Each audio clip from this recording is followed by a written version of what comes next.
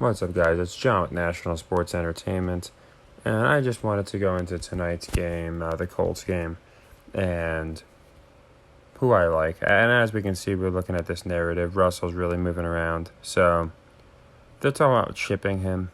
I think they wind up firing the coach. It's still good to know though, because we know now that they can't finish, in my opinion, in the playoffs.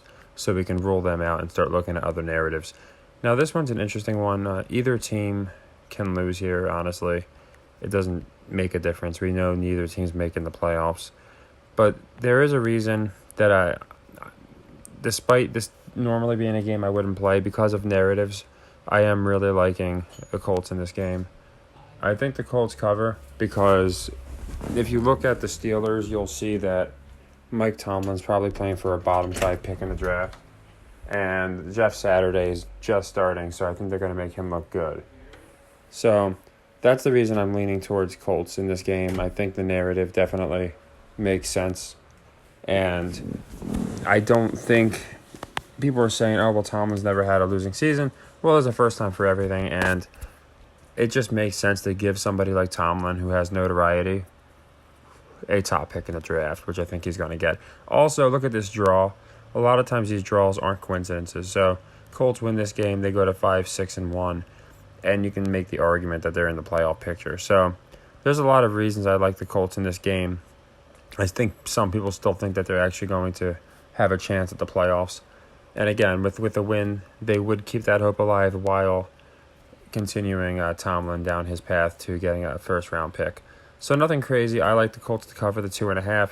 I also like the over 39.5.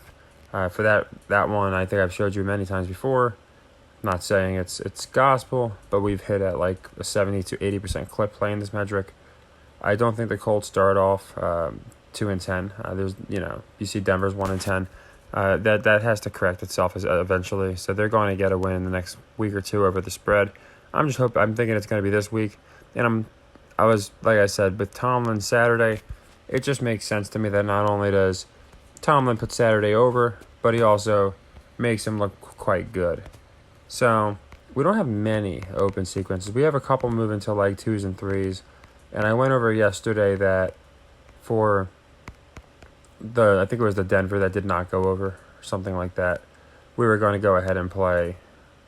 It was for a second leg though, so it was here. It was Rams lost, so we're going to go ahead and play the Colts minus 2.5 here. I do like them. I know a lot of people are thinking maybe the action's on Indy, but I don't think a lot of people are looking at Indy as a ridiculously good team or even an average team. I don't think they've shown anything to prove that. Jonathan Taylor can be good. That's about it.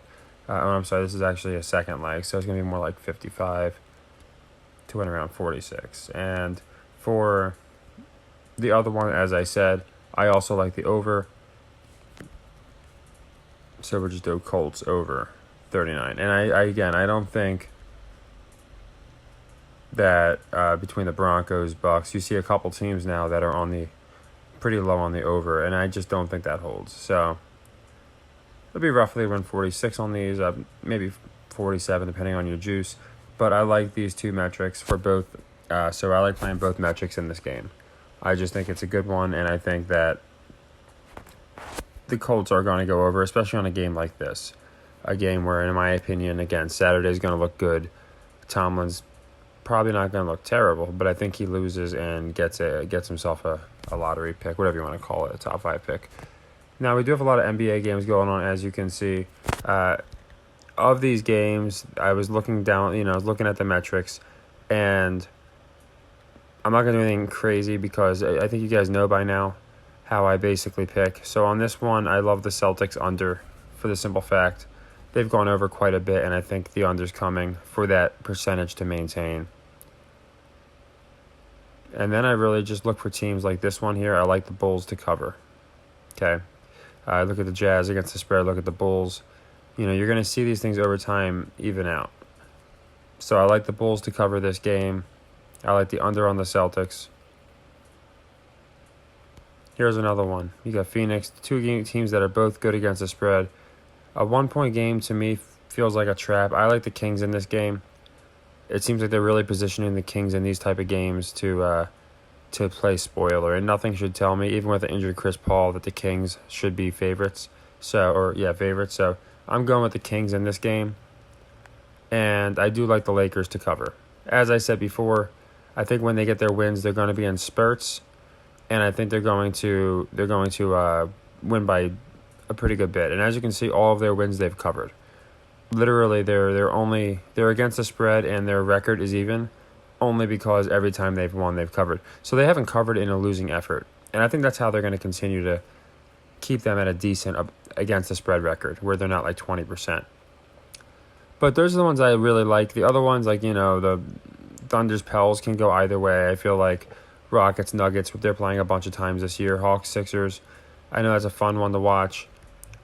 I think, again, if I had to pick this game, I'd probably go Hawks, simply because they just came off a loss to the Heat at home, and I think a lot of people are going to be taking the Sixers at home in this game because they consider the Sixers a better team anyway. So I would go Hawks if I had to. This one I'm staying away from again. It looks like a trap. Now, a lot of times with the Wolves, it looks like a trap, and they wind up winning. I did say I think the Wizards are going to be a play-in team, them or the Knicks. I think the Knicks probably edge them out, but they're going to do better than people think. But the Wolves, they're also going to do better than people think. People think they just have a bunch of guys that can't get it done. Trust me, they want these guys in the playoffs looking strong. So Wolves will get it together, but I'm staying away from this game. I would play the Hawks, like I said, to cover. I would do the under on the Celtics. I like that. And I would play Bulls, Lakers, Suns all to cover. Bulls, Kings, Lakers all to cover. I like the Kings to cover here. I like fading Phoenix.